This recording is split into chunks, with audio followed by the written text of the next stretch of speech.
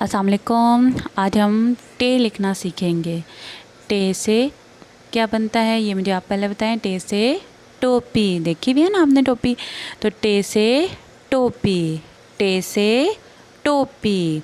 टोपी कहाँ पे पहनते हैं? टोपी हम सर के ऊपर पहनते हैं ना, इसलिए हम टे की तोएं भी टे के ऊपर लगाते हैं।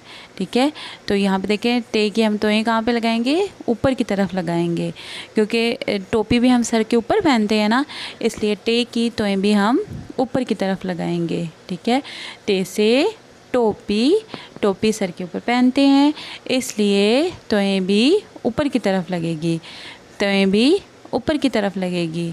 टे से टोपी, इस टोपी सर के ऊपर पहनते हैं इसलिए तो ऊपर लगेगी।